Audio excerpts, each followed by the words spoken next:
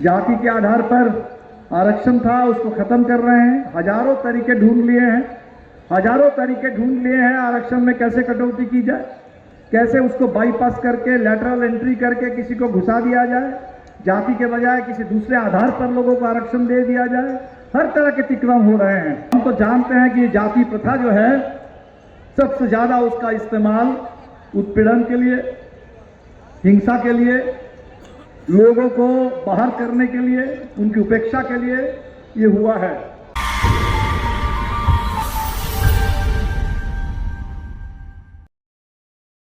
जो बना हुआ था उसको ढा दिया जा रहा है। बिजली जहां पहुंची थी, अब उन घरों को अंधेरे में डुबोने के लिए वो स्मार्ट मीटर ला रहे हैं ताकि बिजली वो भी सिर्फ बड़े लोगों को ही मिले, गरीबों को घर में बिजली ना मिले, गरीबों के घर में कोई बत्ती ना जले। इसकी भी पूरी तैयारी हो रही है। तो बिजली का मुद्दा ये हमारा मुद्दा है। ये महिलाओं के लिए 400 रुपये आप पेंशन देते हैं बुजुर्गों को, अगर 2500 रुपये झारखंड के महिलाओं को मिल सकते हैं, 19 साल से लेकर 49 साल तक की महिलाओं को, तो क्या बिहार की महिलाओं को 2500 रुपये बिल्कुल नहीं मिल सकते? मिल सकते। ये मुद्दे हैं, तय कर लेना होगा कि इसी एजेंडे पर बिहार में जब चुनाव आएगा, इधर उधर की बात पे नहीं जाएंगे, भारतीय जनता पार्टी की किसी साजिश में नहीं फंसेंगे। बिल्कुल बिहार के किसान, बिहार के गरीब, बिहार के मजदूर, बिहार की महिलाएं, उनके सवालों पर चुनाव होगा। ये तय करके हम लोग आज यहां से जाएंगे कि बिहार में चुनाव हमारे एजेंडे पर होगा। चुनाव आया है, रैलियां हो रही है, जातीय रैलियां हो रही है, अलग अलग जाति के नाम पर सबकी अपनी अपनी पहचान है, सबके अपने अपनी गरिमा है, अपने अपने सवाल है। जातीय रैलियां हो रही है, ये जाति के नाम पर ये कोशिश तो होती है। हम तो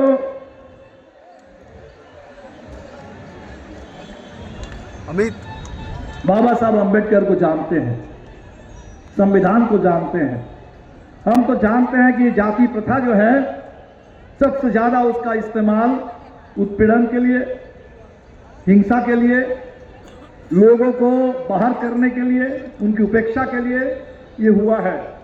और इसीलिए बाबा साहब ने कहा था कि इस देश को अगर आधुनिक देश बनाना है और उस देश में अगर मेहनत कशों का हक लेना है तो ये जाति, इस पूरी प्रथा को ही खत्म कर देना होगा, इसका उन्मूलन जरूरी है।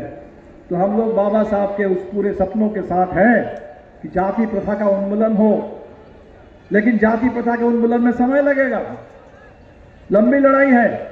वो लंबी लड़ाई हम लड़ेंगे, लेकिन जाति के आधार पर एक ही अधिकार मिला हुआ था हिंदुस्तान में, वो आरक्षण का अधिकार।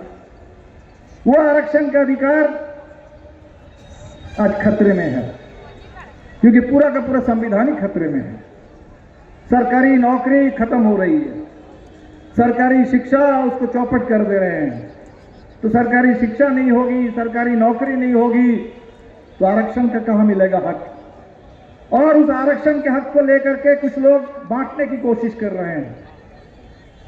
हम आप लोगों से अपील करेंगे कि बिहार में जाति आधारित गणना हुई, बिहार में जातियों की जब गिनती हुई, गिनती होने के बाद पूरे देश ने आवाज उठाई कि पूरे देश में जाति की गिनती करो। और बिहार में विधानसभा के अंदर सब दलों ने मिलकर के प्रस्ताव पारित किया कि बिहार में आरक्षण का विस्तार होगा, 65% आरक्षण होगा, 65% आरक्षण होगा।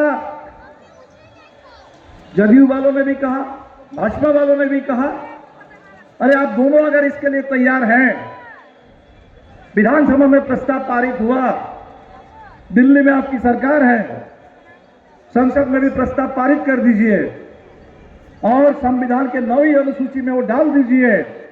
तो जैसे इस देश में तमिलनाडु में 69% आरक्षण लागू है, तो बिहार का 65% आरक्षण भी लागू हो करके रहेगा बिहार के अंदर। 65 के लिए लड़ो, 65 के लिए लड़ो। ये 65% आरक्षण में दलितों का आरक्षण बढ़ेगा, वो पहुंचेगा 20। बिहार में अभी भी आदिवासी हैं। ये नहीं है कि झारखंड अलग हो गया तो बिहार से आदिवासी खत्म हो गए। कैमूर में आदिवासी हैं, चंपारण में हम गए थे, थारू जाति के लोगों को भाजपा ने ठग लिया। पूर्णिया में आदिवासी हैं, जमुई में आदिवासी हैं, बिहार के हर कोने में आदिवासी हैं। आदिवासियों का भी 2% आरक्षण होगा। अति पिछड़ी जातियों का खुद नाम लेते हैं। कर्पूरी जी को भारत रत्न दे करके कहते हैं कि हमने कर लिया काम पूरा। आपने कुछ नहीं किया, आपने कुछ नहीं किया। कर्पूरी जी के रास्ते पर आप लगातार उनको अपमानित कर रहे हैं, आरक्षण खत्म कर रहे हैं।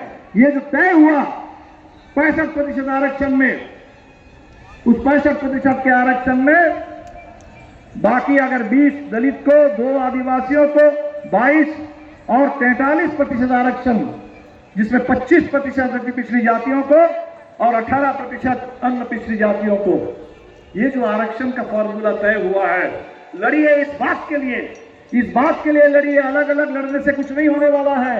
एक साथ मिलकर के बिल्कुल लड़िए। ये डबल इंजन का धोखा हमें मंजूर नहीं है। बिहार के 65% आरक्षण को आप 9वीं अनुसूची में डालो और लागू करो इस बिहार के अंदर। ये बिहार की मांग है।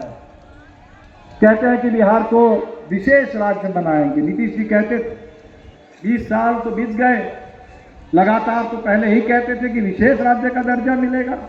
कितने लोगों से उन्होंने कहा कि नाखून काट के दे दो, नाखून काट के दे दो, बिहार का डीएनए, बिहार का क्या क्या बात हो रही थी। सारे लोगों ने कहा कि नहीं नहीं, विशेष राज्य के दर्जे के लिए सब लोगों ने दिया। क्या हुआ? आप कह रहे कि विशेष राज्य का दर्जा आप नहीं मिलेगा, विशेष पैकेज मिलेगा।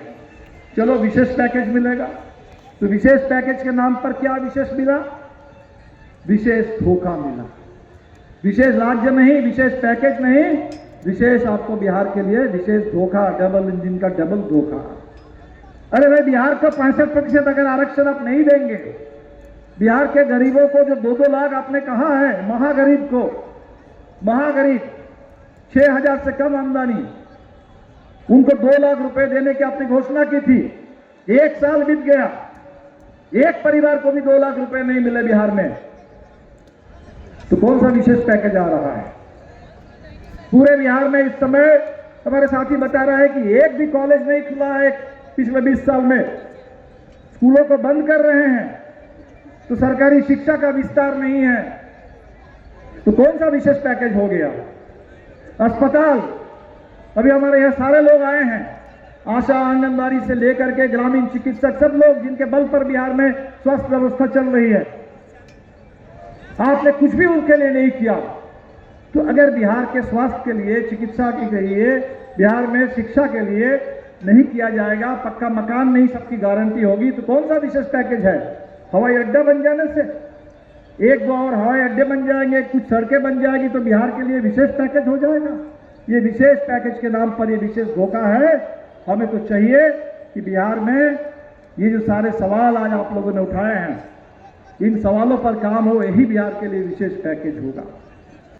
जाति के आधार पर आरक्षण था, उसको खत्म कर रहे हैं। हजारों तरीके ढूंढ लिए हैं, हजारों तरीके ढूंढ लिए हैं आरक्षण में कैसे कटौती की जाए, कैसे उसको बाईपास करके, लेटरल एंट्री करके किसी को घुसा दिया जाए, जाति के बजाय किसी दूसरे आधार पर लोगों को आरक्षण दे दिया जाए।